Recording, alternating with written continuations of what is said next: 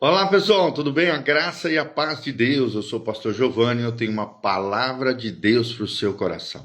Estamos numa série de vídeos estudando juntos e meditando Efésios, a carta de Paulo aos Efésios, a epístola paulina. Já estamos no capítulo 3 de Efésios, Efésios 3:1. O título aqui na minha Bíblia é A Vocação dos Gentios e o Apostolado de Paulo. Então, vamos que vamos, abra o seu coração, deixa Deus falar com você, continue conectado conosco, estamos estudando juntos todo o livro de Efésios, né?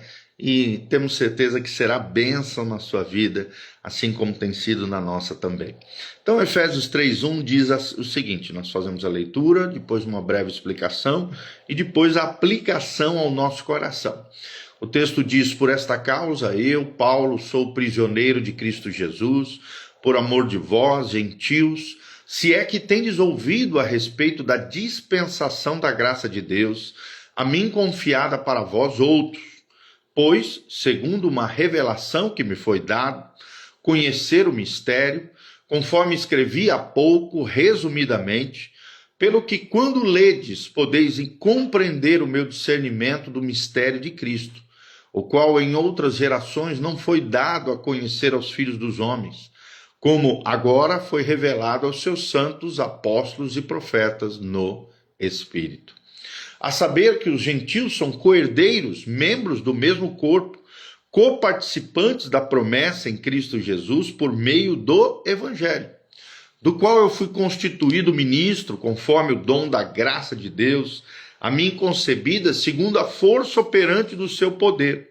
A mim, o menor de todos os santos, me foi dada esta graça de pregar aos gentios o evangelho das insondáveis riquezas de Cristo e manifestar qual seja a dispensação do mistério desde os séculos, oculto em Deus que criou todas as coisas, para que pela igreja a multiforme sabedoria de Deus se tornasse conhecida, agora dos principados e potestades nos lugares celestiais, segundo o eterno propósito que estabeleceu em Cristo Jesus, nosso Senhor, pela qual temos ousadia e acesso com confiança, mediante a fé nele.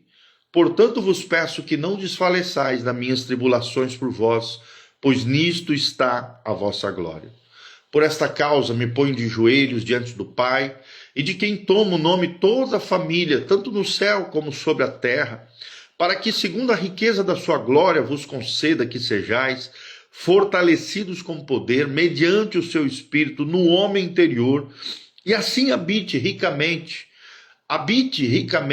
Cristo em vosso coração, e pela fé, estando vós arraigados e alicerçados em amor, a fim de poderes compreender com todos os santos qual é a largura, o comprimento, a altura, a profundidade e conhecer o amor de Cristo, que excede todo o entendimento, para que sejais tomados de toda a plenitude de Deus.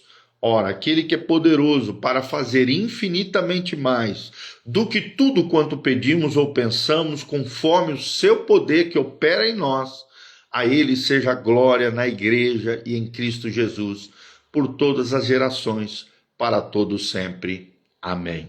Será que você pode dizer um amém comigo? Efésios capítulo 3, de 1 a 21. São 21 versículos maravilhosos que extraem lições preciosas para o nosso coração. Se fosse dar um título para esse trecho, seria A Missão Ousada da Igreja. A Missão Ousada da Igreja, que também fala aqui sobre o mistério revelado. E esse mistério revelado é a própria Igreja de Jesus.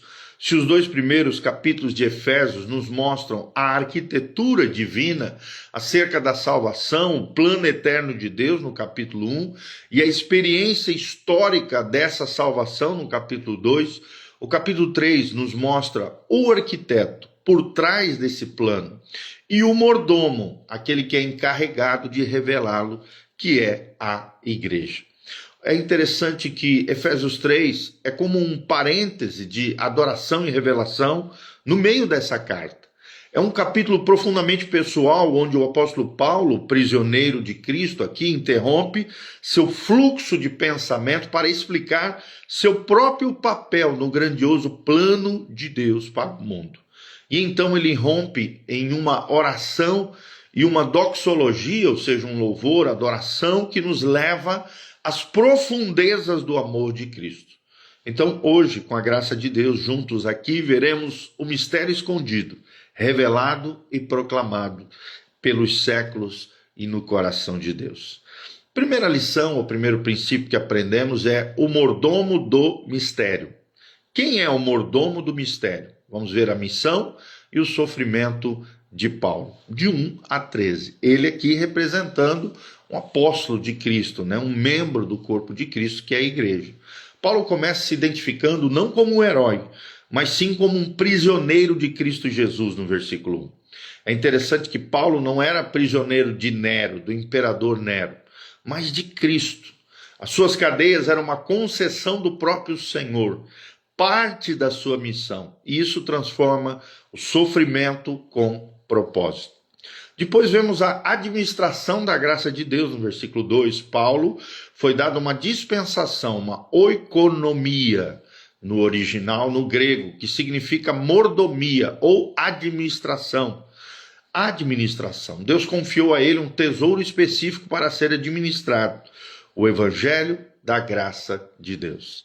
Depois vemos no 3 ao 6 o mistério revelado. Esse é o cerne da primeira parte. O mistério, ou mysterion, no grego aqui, no Novo Testamento, não é algo obscuro, mas uma verdade que estava escondida em Deus, na eternidade, que agora foi revelada por ele, através de Jesus e dos discípulos de Jesus que formariam a igreja. O que era esse mistério? O que era esse mistério? Não era principalmente a salvação dos gentios, mas que os gentios agora são co-herdeiros e membros do mesmo corpo, co-participantes da promessa em Cristo Jesus através do evangelho, no versículo 6 diz isso. Ou seja, isso era algo revolucionário. No Antigo Testamento, os gentios eram abençoados ao se achegarem a Israel. Zacarias 8, 23 fala sobre isso. Agora, em Cristo, judeus e gentios são unidos em pé de igualdade, de direitos e de privilégios em um único corpo, que é a igreja do Senhor Jesus, uma nova criação divina. Aí ele logo fala do 7 ao 9, o ministério do menor dos santos. Paulo não se gaba da sua posição, ele se vê como o menor de todos os santos. A sua autoimagem de perseguidor da igreja o mantinha sempre humilde, quebrantado. A graça que o salvou é a mesma que capacitou ele para o ministério, para iluminar a todos sobre este mistério que é a graça de Deus revelada na igreja. Depois vemos o propósito multifacetado da sabedoria de Deus, do versículo 10 ao 11. O porquê que Deus revelou esse mistério? É a pergunta que surge. E a resposta é para um propósito cósmico e angelical, para que por meio da igreja a multiforme sabedoria de Deus se torne conhecida entre os principados, potestades nos lugares celestiais. A igreja é a vitrine de Deus para o universo. Anjos bons e anjos caídos observam ela. A igreja é o palete de Deus, onde ele pinta os mais belos quadros da sua graça. É a união de judeus e gentios, outrora inimigos, agora num só corpo, e demonstra a sabedoria incrivelmente variada, ou a multiforme sabedoria de Deus. No versículo 12 vemos a ousadia e acesso com confiança. Uma implicação prática direta disso é que temos ousadia e acesso com confiança a Deus, através da fé que temos em Cristo. Então não precisamos mais de mediadores humanos. Podemos nos achegar diretamente ao trono da graça, através da fé. E a aplicação para nós hoje é que, assim como Paulo, nós temos uma mordomia. Somos gestores de Deus. Deus nos confiou a verdade do evangelho para administrá-la. A nossa vida, a nossa palavra devem tornar visível a sabedoria de Deus para o mundo ao nosso redor. Segunda lição que aprendemos, versículos 14 ao 19, é a oração pela plenitude do Espírito. A oração pela plenitude do Espírito. Então, diante da grandeza do mistério, né, mistério aqui, Paulo não ora por bens materiais ou por liberação da prisão. Ele dobra os seus joelhos em intercessão por uma realidade espiritual profunda na vida dos irmãos dele na cidade de Éfeso. Ele divide essa oração em 4 petições progressivas que nos levam cada vez mais ao centro da vida cristã. Primeira petição, para que sejam fortalecidos no homem interior. E é interessante, versículo 16 menciona isso. A vida cristã começa de dentro para fora. Paulo ora para que Deus, pela ação do seu Espírito, fortaleça o nosso eu mais profundo.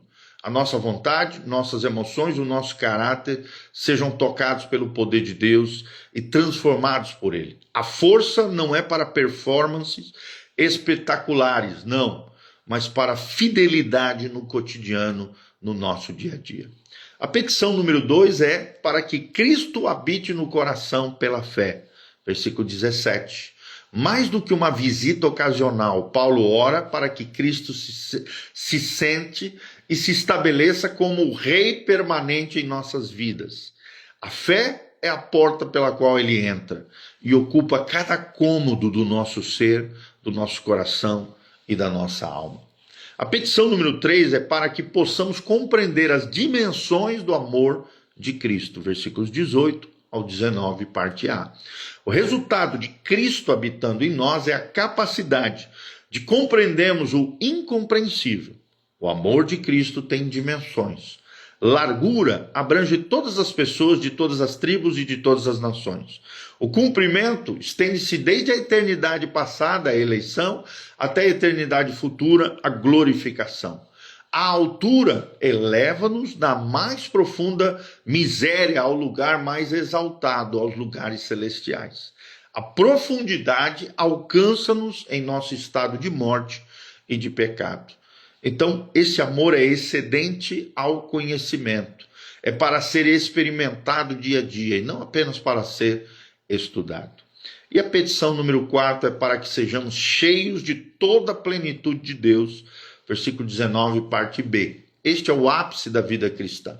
Não significa que nos tornamos Deus, mas que somos cheios dele no nosso interior. É ser controlado, é ser dirigido, é ser capacitado pela presença de Deus, de tal forma que seu caráter, o caráter divino, se manifeste em nós. E a aplicação prática disso é que essa deve ser a nossa oração por nós mesmos e por nossos irmãos.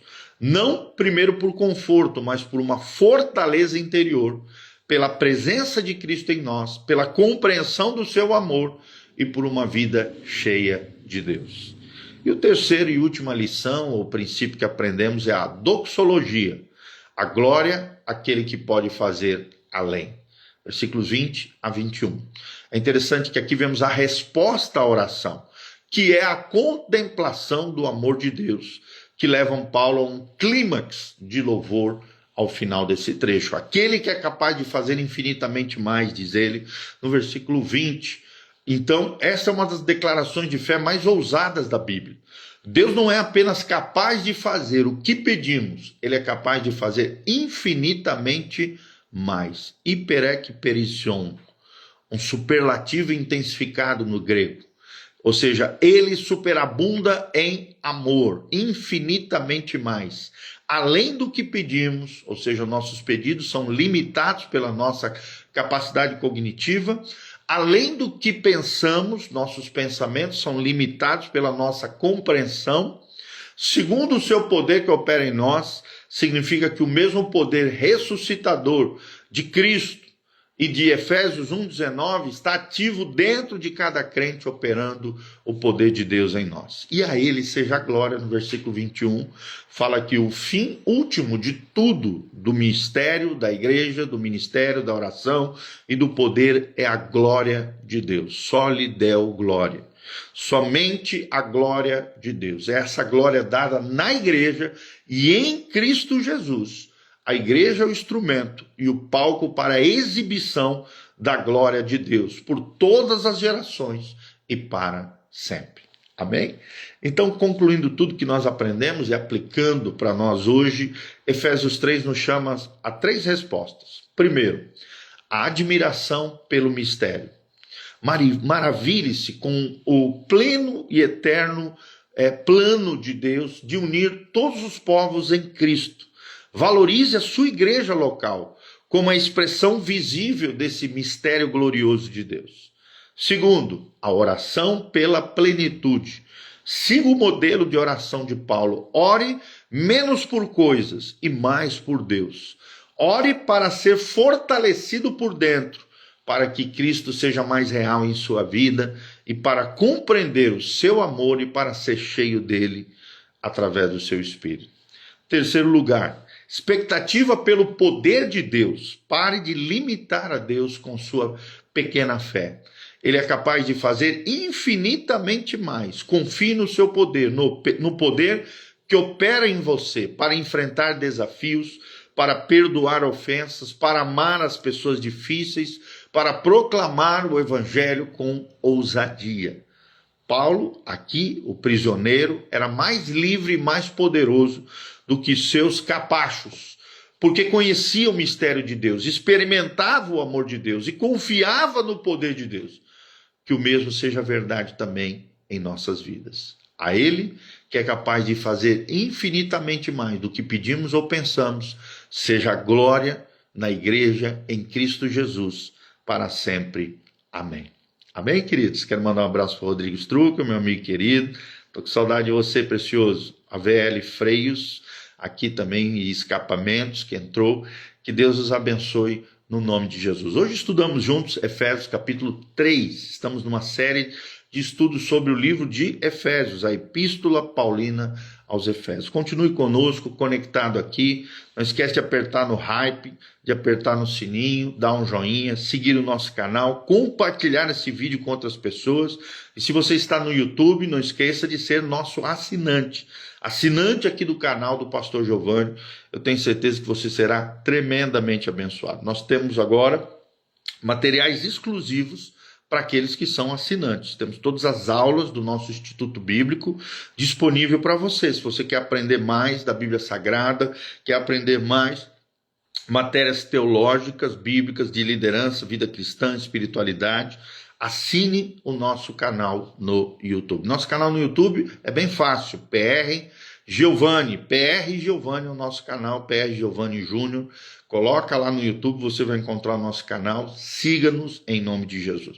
Instagram, Facebook, YouTube, Spotify também, Igreja Casa na Rocha. É o canal da nossa igreja. Quero mandar um abraço para a tia Lu, preciosa. Deus te abençoe, querida. A graça e a paz do Senhor esteja sobre você também. E também não esqueça de deixar seus comentários aqui embaixo, de onde você está nos assistindo, o que você achou desse vídeo, pedidos de oração, coloca aí, nós vamos estar orando por você. Eu tenho certeza que você será tremendamente abençoado. Se você assistiu todo esse vídeo, coloca a hashtag eu assisti.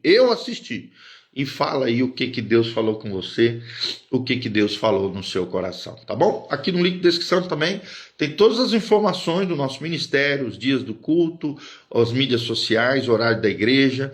Agora nós temos 3 encontros semanais.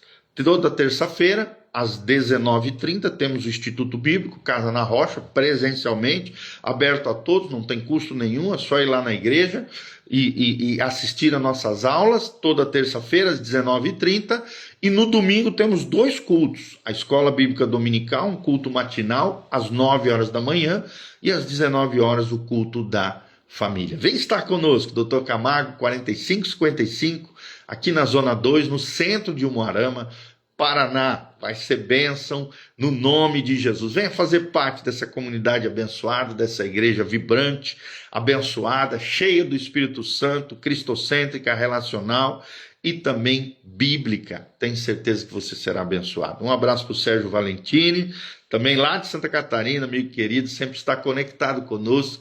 Que Deus te abençoe no nome de Jesus. E no link aqui de descrição também tem todas as informações para contribuição.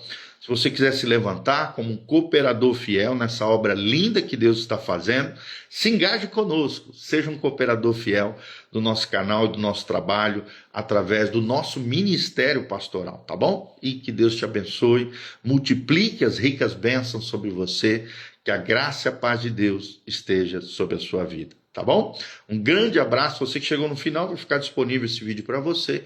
Você que continue conectado conosco, Deus te abençoe. Um grande abraço, um ótimo dia, em nome de Jesus. Amém. Amém.